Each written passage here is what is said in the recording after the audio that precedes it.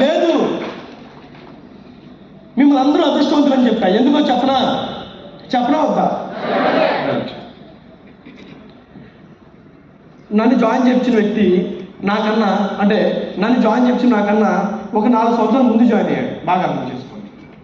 ఆయన ఇన్కమ్ నెలకి 18 లక్షలు, నా ఇన్కమ్ నెలకి 6 లక్షలన్నర.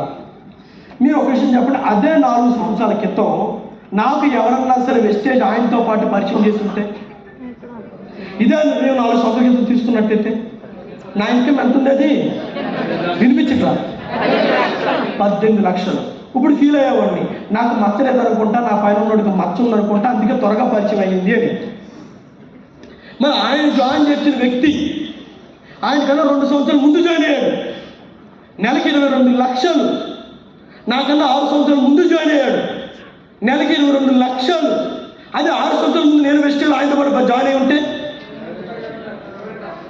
ఏవోలే ఆయన ఒళ్ళు నిండా మచ్చలు అనుకుంటా, అందుకే ఆయనకి ఇంకా ముందు పరిచయం అయింది, నాకు లేటుగా పరిచయం అయింది.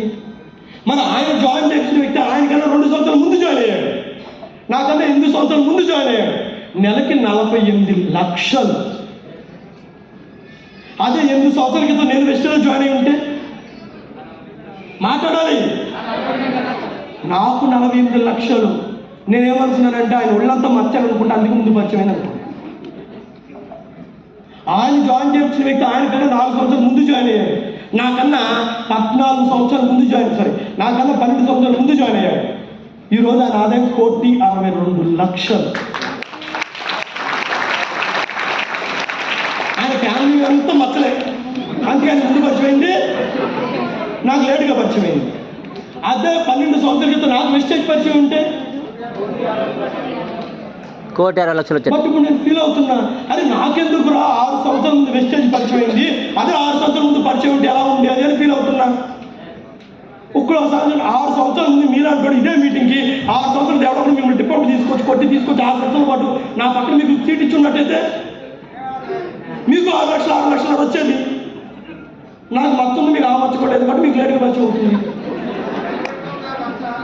మీ అందరికీ అదృష్టవంతులే, ఇక్కడ ఉన్న వాళ్ళు అందరూ అదృష్టవంతులే. ఎందుకో చెప్పనా? రాజమండ్రిలో జనాభా ఎంత? సుమారు 4 లక్షల మంది ఉంటారా? మరి ఆ 4 లక్షల మంది ఈరోజు ఈ మీటింగ్లో ఎందుకు లేరు? మీరు మాత్రం ఎందుకున్నారు? మీ ప్లేస్లో ఇంకోళ్ళు ఎందుకు లేరు? నీ ప్లేస్లో ఇంకోళ్ళు ఎందుకు లేరు? మీకు ఈ ఆపర్చునిటీ ఇంకా లేట్గా రావచ్చు, ముందు ఎందుకు వచ్చింది? మై డియర్ లీడర్స్, మీ అందరూ అనుకుంటారు జీవితం మొత్తం మీద లేడీస్ జెంట్స్ అందరూ గుళ్ళకి తిరిగి నా జీవితం మార్చు, నాకు డబ్బు కలిగితే, నాకు ఆదాయాన్ని కలిగితే, నా పిల్లలకు మంచి చదువు అని చెప్పి దేవుడికి దండాలు దాసవాళ్ళు కడతారు గుళ్ళకి వెళ్ళి. మీ అందరూ సినిమాలు అనుకున్నట్టు నెత్తి మీద కిరీటం బంగారం వేసుకొచ్చి భక్త ఏం కావాలో కోరుతున్నాయని అన్నాడు దేవుడు. మీ జీవితాన్ని మార్చడానికి నాలుగు రూపంలో, నీ ఇంటి పక్కన రూపంలో, నీ ఇంటి వెనకాల రూపంలో నీకు ఒక అవకాశాన్ని ఇస్తాడు. ఆ అవకాశాన్ని నువ్వు ఉపయోగించుకున్నావా? ఆ అవకాశాన్ని నువ్వు ఆ అవకాశాన్ని నువ్వు ఉపయోగించుకున్నావా? మా మాదిరిగా మాట్లాడు. ఉపయోగించుకోలేదా? వేరు ఎక్కడున్నవాడువే అక్కడే ఉన్నావు. సో మై డియర్ లీడర్స్, ఈ ఆపర్చునిటీ ఒక గొప్ప ఆపర్చునిటీగా భావించి మీది బిజినెస్ కెరీర్ తీసుకుంటారని చెప్పి మనస్ఫూర్తి కోరుకుంటూ, so once again good morning. Thank you leaders, thank you very much. నా పేరు చందు అండి. నేను యూసిడి యూత్ ఐకాన్. వెస్ట్లో లాస్ట్ మంత్ ఇన్కమ్ 6,42,000.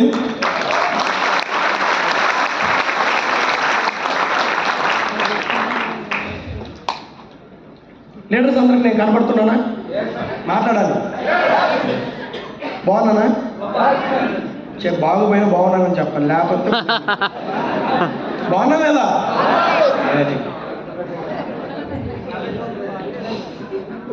లీడర్స్ బాగా అర్థం చేసుకోండి. నేను వాడుతున్న ఫోను 2,70,000. నా పేరు చేతి పెట్టుకున్న వాచ్ 82,000. నా షూస్ 20,000. నా ఫ్యాంటీ షర్టు, నా బ్లేజరు ఒక 25,000. నేను వేసుకొచ్చిన కారు 20 lakhs. బాగున్నాయా? మాట్లాడాలి. ఇవన్నీ కూడా వెస్టేలోకి వచ్చిన తర్వాత మారిన నా వేషధారణ.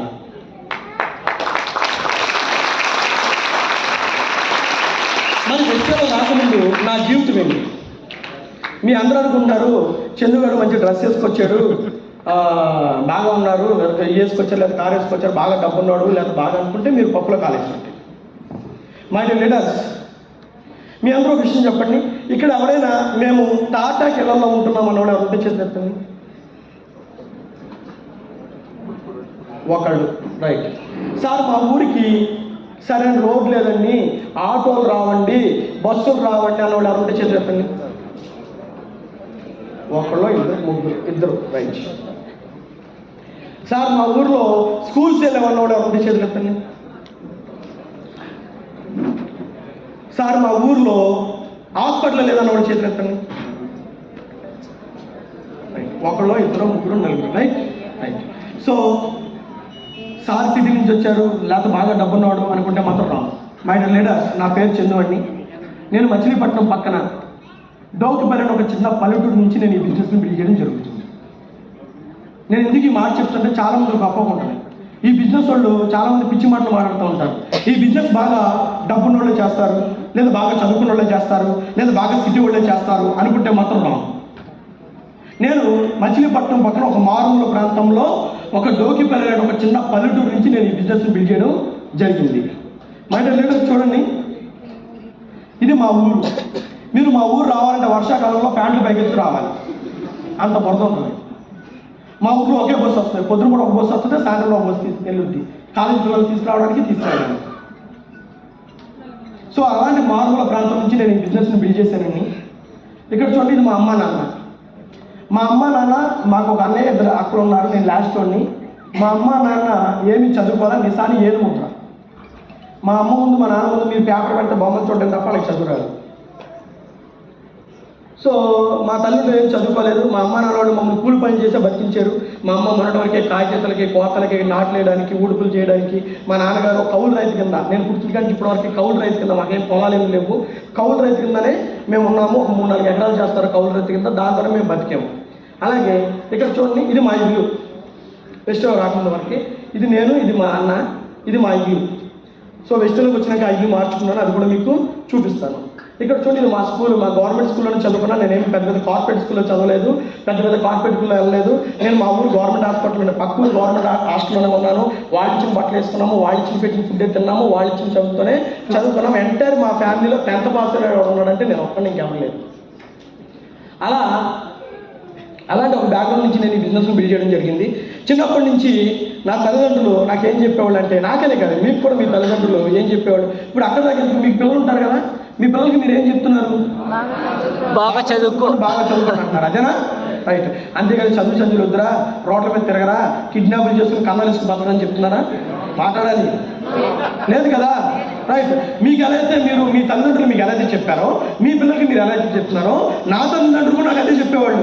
నాన్న, మేము ఎట్టగా ఎండలో పనిచేస్తున్నాం, బొమ్మలో పనిచేస్తున్నాం, దుమ్ములో పనిచేస్తున్నాం, మాకు ఎట్టగా చదువులేదు, నువ్వన్నా బాగా చదువుకుంటే మంచి జాబ్ వస్తున్నా, జాబ్ వస్తే మంచి వీరుడు సూర్యుడు అయిపోతావు, మంచి జాబ్ వచ్చేద్దే, మంచి పెళ్ళ వచ్చేద్దే, అబ్బో నువ్వు అదే అయిపోతావు, ఇది అయిపోతావు, గొప్పడు అయిపోతావు అని చెప్పి నా తల్లిదండ్రులు చిన్నప్పటి నుంచి నాకు చెప్పడం వల్ల, అంతెంతో నాకు చదువు అవ్వడం వల్ల, అదే గవర్నమెంట్ హాస్టల్లో అదే ఉంటూ అలా చదువుకుంటేనే నేను బీటెక్ ఎంసీఏ కంప్లీట్ చేయడం జరిగింది.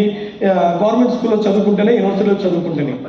బీటెక్ ఎంసీఏ ఎప్పుడైతే చదువుకున్నానో మీకు చెప్పాను కదా, ఎంటర్ మా ఫ్యామిలీలో 10th పాస్ అని నేను ఒక్కడిని. నేను చదువుతుండగా క్యాంపస్ ఇంటర్వ్యూలో నాకు కోడింగ్ బేస్డ్ మీద సాఫ్ట్వేర్ జాబ్ వచ్చింది, నెలకి 32,000 రూపాయలు జీతం. అసలు మా ఊర్లో మా ఫ్యామిలీలో 10th పాస్ అయిన నేను ఒక్కడినే, జాబ్ చేసేది ఎవడో లేదు, అందరూ కూలి పని చేస్తున్నాండి. అలాంటి ఫ్యామిలీ నుంచి ఒక వ్యక్తి చదువుతూ ఉండగానే సాఫ్ట్వేర్ జాబ్ వచ్చిందంటే గొప్ప విషయం కాదా? మాట్లాడరు. మా తల్లిదండ్రులు ఎంతమంది ఫీల్ అవుతారు? చాలా మంది ఫీల్ అవుతారా? రైట్. ఎప్పుడైనా నాకు జాబ్ వచ్చిందని తెలుస్తుందో, ఇక మా నాన్నగారు నువ్వు సూపర్ రా, నువ్వు హీరోరా, నువ్వు గొప్పోడరా, నువ్వు తోపురా, నువ్వు తుర్మురా, శబాష్, నువ్వు నా కొడుకు, నేను ఆ రోజు అనుకున్నాను నువ్వు గొప్పడు అవుతావు అని చెప్పి అని చాలా హ్యాపీగా ఫీల్ అయ్యాడు. జాబ్కి వెళ్ళాల్సిన టైం వచ్చింది. మా నాన్నగారితో ఒక 50,000 రూపాయలు అప్పు చేయించి నేను హైదరాబాద్ వెళ్ళాను. వెళ్ళిన తర్వాత ఒక 2 నెలల అడ్వాన్స్ కట్టాము. నేను తిరగడానికి ఒక బండి ఈఎంఐలో 5,000 కట్టి బండి ఈఎంఐ తీసుకున్నాను. గ్యాస్ పొయ్యి, ఆ బ్లాంకెట్లు, దుప్పట్లు, గుండులు, 2 జతల బట్టలు ఇవన్నీ కొనుక్కుని హైదరాబాద్ మహాము షిఫ్ట్ చేశాను. సో మంచిగా బాబుకి జాబ్ వచ్చింది, నెలకి 32,000 రూపాయలు జీతం, అయ్యి పోక 30,000 రూపాయలు ఆదాయం వస్తుంది. చాలా అంటే చాలా చాలా హ్యాపీగా ఉంది లైఫ్. అలా నా లైఫ్ని హ్యాపీగా ఎంజాయ్ చేస్తూ ఆరాంగా ఉంటూ నా జీవితాన్ని హ్యాపీగా గడుపుతూ చాలా హ్యాపీగా నా లైఫ్ని గడుపుతున్న టైంలోనే నేను హ్యాపీగా ఉన్నాను, నా ఫ్యామిలీ హ్యాపీగా ఉన్నా, అట్లా గడిపోతూ సంవత్సరం గడిచిపోయింది. ఒకరోజు నాకు బాగా క్లాస్మేట్ వెంటనే నాకు ఒకసారి కాల్ చేసి బావా అర్జెంట్గా నాకు 10,000 కావాలి బావా అన్నాడు. నెలకి 32,000 రూపాయలు సంపాదించే వ్యక్తికి, అందులో 8-9 నెలల నుంచి జాబ్ చేస్తున్న వ్యక్తికి, పెళ్లి పెట్టాలని లేనివాడికి, ఒంటరిగా బతికేవాడికి ఫ్రెండ్ 10,000 అడిగితే ఇవ్వడం పెద్ద విషయమా? మాట్లాడాలి కాదు. నేను కూడా అదే ఉందిలే అని చెప్పి వెంటనే నా ఫోన్ ఓపెన్ చేసి నా బ్యాంక్ బ్యాలెన్స్ చెక్ చేస్తే ఆ రోజు నా బ్యాంక్ బ్యాలెన్స్ 2,400 రూపాయలు ఉంది. వెంటనే ఫోన్ చేశాను, బావ కొంచెం టైం ఇవ్వరు బావ ఎవరిని అడుగుతానన్నా. సరే అని చెప్పి నాకున్నటువంటి నా కొలీగ్స్ని ఒక 2 అడిగా. ఒకడేమో నా దగ్గర లేవురా బావ అన్నాడు, ఇంకోడేమో అస్సలు లేవురా బావ అన్నాడు, ఇంకోడేమో ఇంకా జీతాలు పడలేదు, ఇంకోడేమో నీ దగ్గర ఎంత ఉన్నాయి 2,400 ఉన్నాయా, ముందు ఆ 2,400 నాకు పంపించు, సేవకు వచ్చిన తర్వాత ఇవి అవి కలిపి వేస్తానంటాడు ఇంకొకడు. అన్ని చాలా ట్రై చేసి చివరికి ఏం చెప్పాలో తెలియక సొంత క్లాస్మేట్కి చిన్నప్పటి నుంచి జిగిరి దాటి రోజుకి బావ సారీ బావ 2,000 ఉన్నాయి బావ ఏమనుకోవద్దు నేను ట్రై చేసిన పర్వాలేదు చెప్పాను. ఆ రోజు నాకు చాలా బాధేసింది. అని నేను దగ్గర సంవత్సరం నుంచి జాబ్ చేస్తున్నానే, నెలకి 32,000 రూపాయలు శాలరీ, పైన 2,000 రూపాయలు తీసుకున్న 30,000, సంవత్సరానికి 3,60,000 రూపాయల శాలరీ, మరి నా శాలరీ అంతా ఏమైపోయింది అని నన్ను నేను చెక్ చేసుకోవడం జరిగింది. నేనేంటి ఇక్కడ ఎవరన్నా ఒక 5 సంవత్సరాల నుంచి 10 సంవత్సరాల నుంచి జాబ్ చేస్తున్నాడు ఎవరున్నారు? అబ్బాయి 5 సంవత్సరాల నుంచి 10 సంవత్సరాల నుంచి జాబ్ చేస్తున్నాడు ఎవరున్నారు? రైట్, మీరు చూడండి సార్, మీరు జాగ్రత్తగా ఉంది అందరూ, ఇది చాలా ఇంపార్టెంట్. సార్ మీరు ఏం జాబ్ నాకు అవసరం, మీరు ఎన్ని సంవత్సరాలు జాబ్ చేస్తున్నారు? 20. Very good. సార్ 28 సంవత్సరాలు జాబ్ చేస్తున్నారంట. Thank you. మీ జీతం ఎంత? 30,000. 28 సంవత్సరాలు 30,000 × 10